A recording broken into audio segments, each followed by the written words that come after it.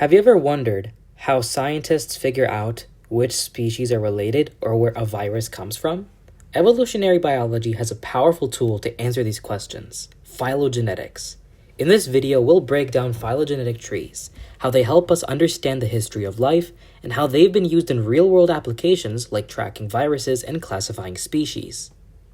Segment 1. What is a phylogenetic tree? A phylogenetic tree is like a family tree, but instead of tracking human ancestors, it maps out evolutionary relationships between species.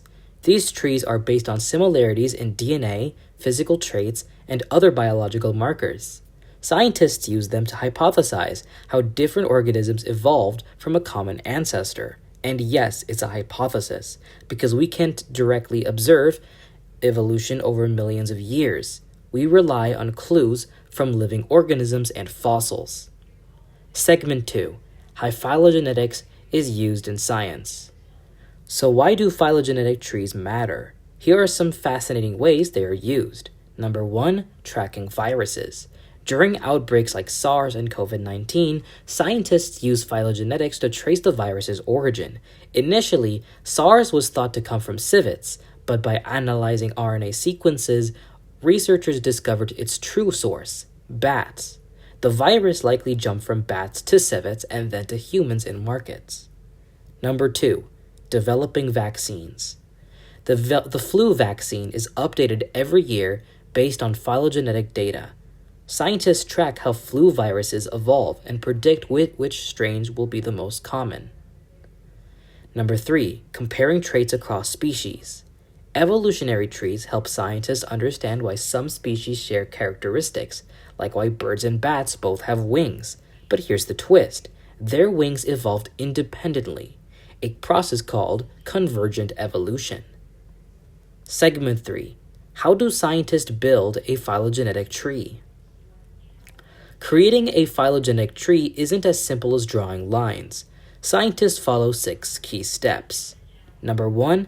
Identify homologous characters. These are traits inherited from a common ancestor. Number 2. Determine the order and polarity. They figure out which traits are ancestral, old, and which are derived, new.